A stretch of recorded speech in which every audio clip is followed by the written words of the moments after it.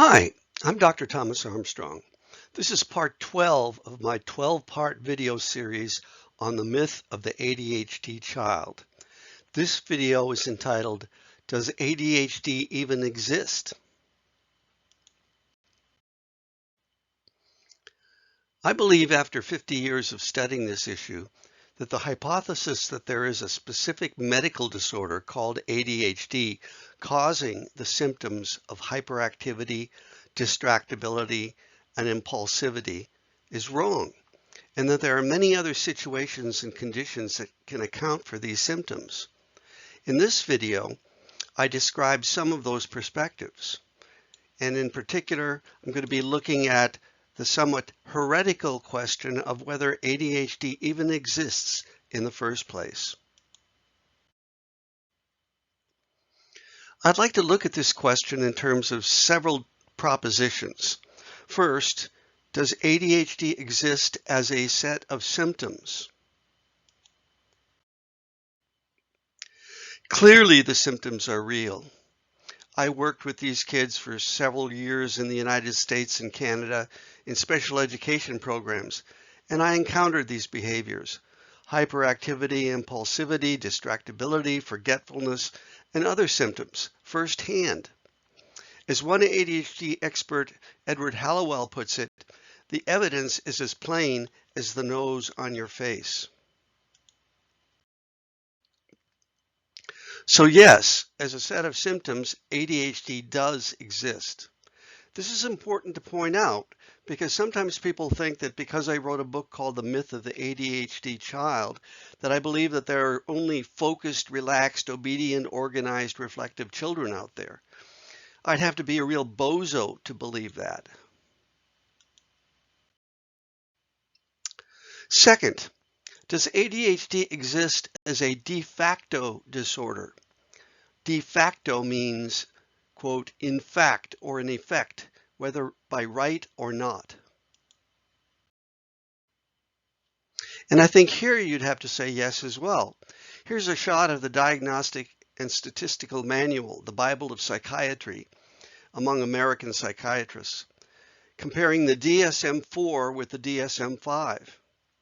Clearly, as a matter of fact, whether you agree with it or not, ADHD does exist in this medical context.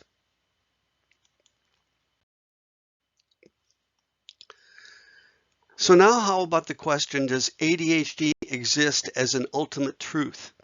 In other words, does it really exist? Has it existed in the past, and will it continue to exist in the future? I think that we're on shaky ground with this one. ADHD as a term has only been around 40 years. Before that, there were all sorts of labels and ideas, and the numbers of kids folded into each definition was quite small compared with the millions of kids we have today.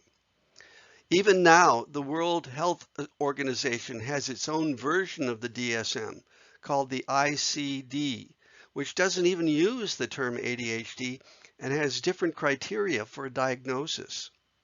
So I'm not sure we can say that ADHD exists as an absolute truth. That's one of the senses in which I believe ADHD is a myth. So I'm going to say no, ADHD doesn't represent some ultimate truth that is out there in the ozone somewhere. Rather, it seems to be a product of its times and changes its definition and terminology over the course of time. In that sense, it's a somewhat unstable concept. Now, this last one is the most intriguing question of all. Does ADHD exist as a paradigm? You might be thinking, what's a paradigm? I'd like to spend a little time on this so you can see where I'm going with it.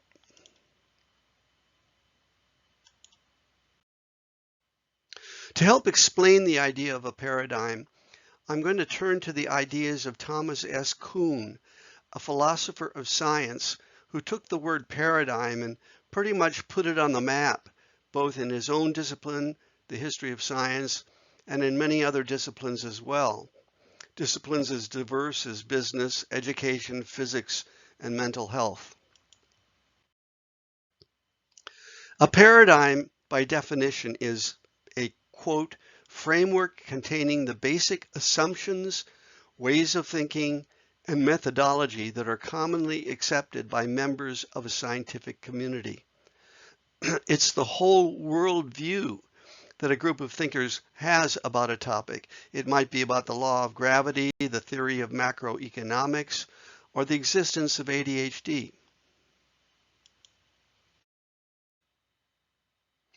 As far as ADHD being a paradigmatic issue, in 2021, over 60 ADHD experts signed a consensus statement on the state of the art with respect to ADHD. This document seems to provide a good illustration of an ADHD paradigm, if we could put it like that. ADHD has its own assumptions, its own ways of thinking, and its own methodologies that differ from, for example, other paradigmatic models such as Copernicus's heliocentric idea of the Earth revolving around the sun. These may seem like two totally different paradigms, and they are, but each has its own set of terms or nomenclature, its own experts, its own body of work, its own ways of doing research, and so on. And we'll come back to Copernicus a little later in this video.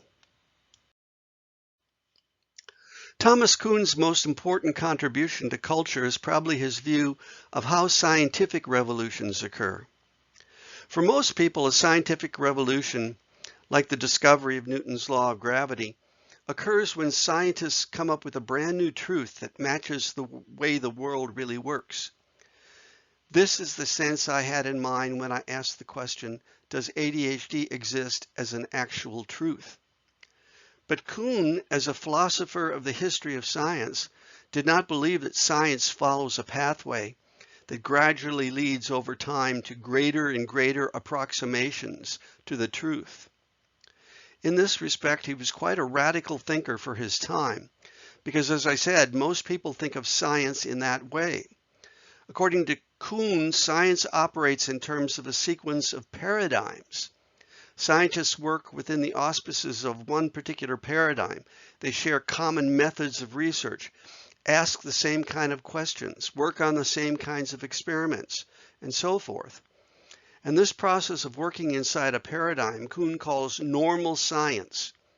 So here's this paradigm with all these normal scientists working within it and accepting a basic understanding of a worldview with respect to it.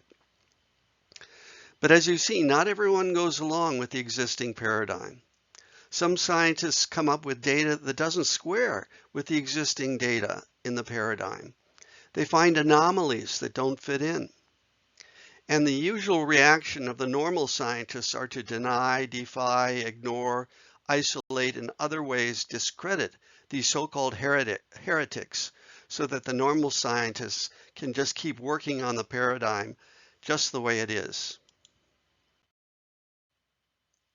Over time, however, the anomalies begin to start accumulating from different laboratories or individual scientists or thinkers. And still more anomalies crop up, challenging the basic assumptions of the existing paradigm.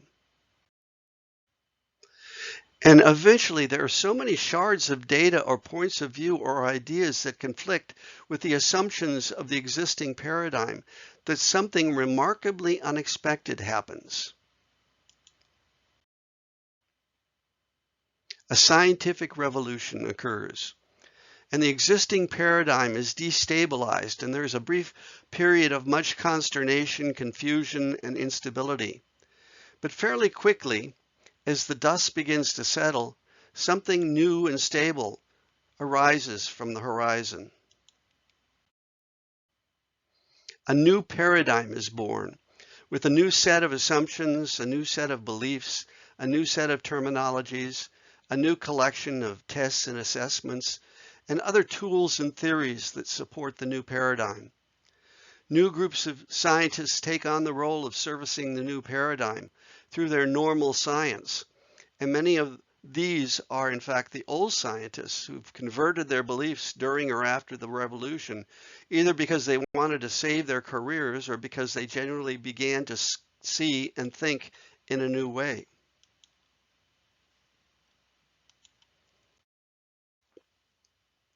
So, does ADHD exist as a paradigm?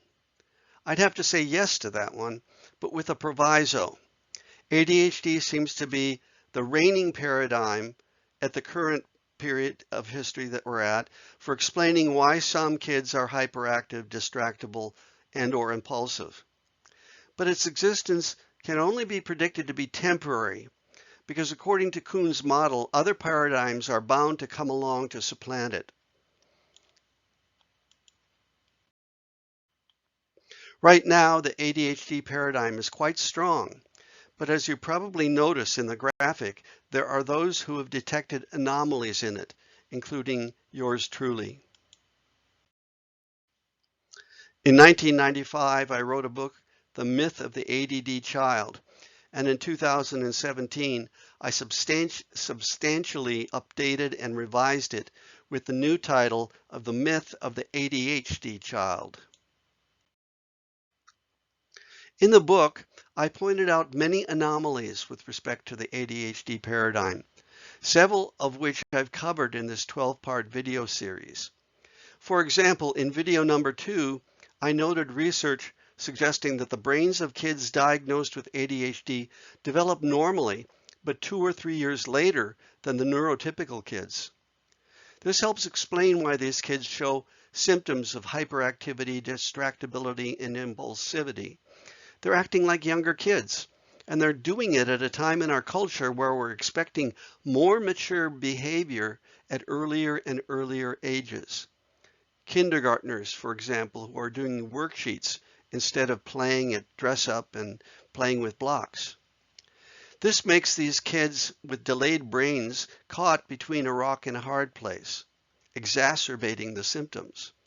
So this is an anomaly that doesn't square with the ADHD paradigm, which is based on the idea of disorder, dysfunction, and/or deficit in these kids' brains. Similarly, as you can see from this slide, I've offered several other anomalies that clash with the reigning ADHD paradigm, and these are all covered in my 12-part video series.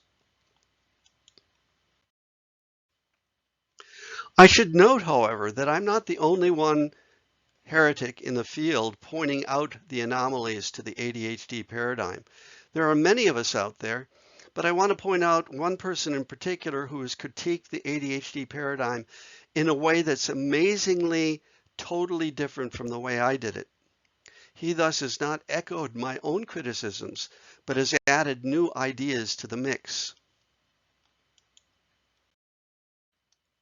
His name is Richard Saul. He's a behavioral neurologist who has practiced for over 50 years, and he wrote a book in 2014 called ADHD Does Not Exist. You couldn't say it any plainer than that. But as I said, his reasons for believing this are entirely different from my own criticisms of the paradigm. Dr. Saul believes that what looks like the symptoms of ADHD are in fact due to one or more of a long list of other health conditions that do have validity in his estimation. What people call ADHD, according to Saul, could be vision or hearing problems, a sleep disorder, a mood disorder, learning disabilities, and/or several other conditions. Now, the normal scientists who support the ADHD paradigm have a rather clever way of dealing with this claim. They say that ADHD exists, and so does, in some kids, a sleep disorder, or in another child, a mood disorder, or in other children, an anxiety disorder and/or Tourette syndrome. Following the disease-based medical model that is the ADHD paradigm, they call the idea that you can have two or more disorders at the same time comorbidities. And now, of course, this is just common sense. A person, after all, can have the COVID virus and also the RSV virus. You can have chickenpox and the flu at the same time. But Dr. Saul is suggesting that if you have a mood disorder, for example, you won't be able to focus your attention for very long and are likely to be restless or hyperactive and display other symptoms that are associated with ADHD. So to critique the idea of comorbidity for a moment, we can ask the question, where exactly does the mood disorder leave off and the ADHD begin? And we could ask this for all the comorbidities. This pie graph, with also the dimension of a Venn diagram, suggests the interpenetration of the different disorders with the ADHD diagnosis. Now I said I'd come back to Copernicus. Copernicus, of course, was famous for his own scientific revolution. Before his time, people thought that the sun, the planets, and the stars revolved around the Earth. They had a geocentric model of the solar system. The trouble with this paradigm was that the planet's motion did not fit in with the data supporting the idea of the Earth being the center of the universe. The planet's movements were erratic. Well, along comes Alexandrian mathematician and astronomer Claudius Ptolemy in the 2nd century of the Common Era, and he creates these secondary revolutions, almost as if each planet was a ballerina or something executing a pirouette in what he called an epicycle, or a tiny orbit on its wider orbit around the Earth. In this way, he was able to square the data and keep people believing in the geocentric paradigm for another 1,300 years. Of course, there are no epicycles. And in fact, the erratic motion of the planets can be accounted for when you think about the Earth going around the sun and the planets as well. So these epicycles are make-dos that seem to be equivalent in many ways to the comorbidities that ADHD experts use to explain away inconsistencies in the ADHD paradigm. As I said, I bring this up because the diagram of Ptolemy's epicycles looks little like the comorbid diagram that I just showed you. Of course, there's absolutely no relationship between the two graphic depictions, except in the sense that you have in both cases an attempt to shore up an existing paradigm with a make-do intervention to keep the existing paradigm rolling. So instead of rejecting the ADHD paradigm and saying something like, well, it's actually depression that makes him inattentive, people can just say, oh yeah, there are these other comorbid conditions that intersect with ADHD. And that should keep this paradigm rolling along for another few years at least. Now I want to approach the theme of this video, does ADHD even exist, from a slightly different angle. I want you to imagine that there's 100 boys and girls depicted on this graph who represent all the children who've been diagnosed with ADHD in the United States. Now let's say that I'm a doctor who has extensive transdisciplinary background and that I'm trained in developmental pediatrics, with additional training in gender studies, media studies, sociology, and a few other fields as well. Just as an aside, that's the problem with the ADHD paradigm and with doctors today. Most of them, virtually all of them, don't have this kind of transdisciplinary background and tend to see things in terms of just the medical model, which is primarily based on disease and giving drugs. That's another thing that keeps the ADHD paradigm rolling along. But let's get back to our 100 boys and girls. Now let's say that of this group of 100 children diagnosed with ADHD, 10% of them look like they have ADHD, but it's only because their brains tend to mature a little later than the average child. Since they don't actually have ADHD, I suppose you could say they were misdiagnosed. We'll take them out of the frame. Now let's say another 10% of the group show ADHD symptoms because they have to sit in classrooms for hours at a time, listening to lectures, doing boring worksheets, and the like. Now we're down to 80 kids. Now let's say that of the original 100 boys and girls, 10% of them show ADHD-like symptoms because they've had traumas in their past, which are now referred to as adverse childhood experiences. I, in fact, dedicated a whole video to ACEs in this series. Another 10 kids disappear from our group. I should mention here that I'm using very low percentages for each of these scenarios. It's likely that there's a much larger proportion of kids involved in each of these situations. Now let's say 10% of the original group show ADHD-like symptoms because their brain's dopaminergic systems have been dysregulated due to intense media exposure. After all, the average time that a teen spends looking at screens of different kinds is 7 hours a day, not counting the computer use that they engage in the schools. We've got 60 kids left. Now let's say 15% of the original group show all boy behavior that simply looked like ADHD but was simply due to normal gender differences.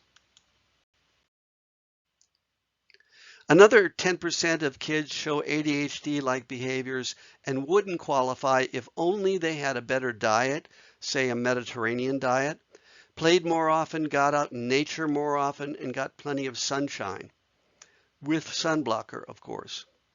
You can see how small our group is getting. Then let's say another 10% of these kids aren't disordered at all. They're better viewed in terms of being neurodivergent. They're like the calla lily. You don't say a calla lily has pedal deficit disorder, do you? But you just appreciate its uniqueness, its freshness, its originality. And kids are like that too. Now we're down to 25 kids.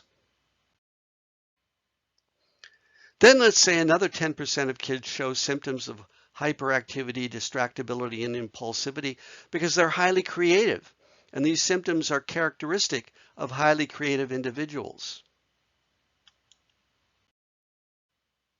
Finally, let's say that 15% of the original group of 100 don't have ADHD, but instead one or more of the other health conditions surveyed by Dr. Richard Saul, such as vision problems, mood disorders, learning disabilities, Tourette's syndrome, and ASD, autism spectrum disorder. All of these symptoms then mimicking those of ADHD. Well, what are we left with? Absolutely no one. And perhaps that's the sense in which I'm saying, does ADHD even exist? It's a little bit like the Russian dolls. The largest one is the existing ADHD paradigm and the 6 million kids who've been diagnosed with ADHD in the United States. But then you open a doll and there's a smaller one inside. Open that one and an even smaller doll is revealed. And just like the Russian dolls, one begins to screen out individuals who look like they have ADHD, but where other things are going on, and the group gets smaller and smaller until finally there's hardly anyone left, if anybody at all. Maybe, just maybe, there are a couple of kids out of that original 100 kids who do truly qualify for ADHD, but it would be at best a minuscule percentage of the total group of kids who are labeled as ADHD.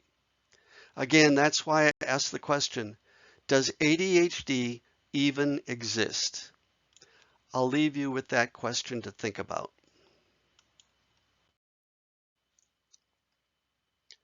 For more information about the ideas in this video and other themes in this 12-part video series, see my book, The Myth of the ADHD Child, 101 Ways to Improve Your Child's Behavior and Attention Span Without Drugs, Labels, or Coercion.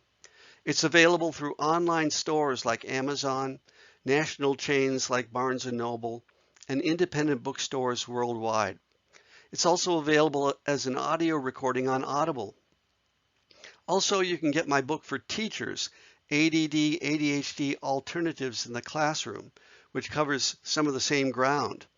And make sure to watch my other videos in this series on YouTube. And actually, I wanted to say that I'm planning on another 12-part video series on ADHD. And in that video series, I'm going to include a lot of the 101 drug-free strategies that can be used by parents, teachers, and others to help kids with their behavior and their attention span. So look for that 12-part series coming up soon. Thanks so much for watching and listening. Bye.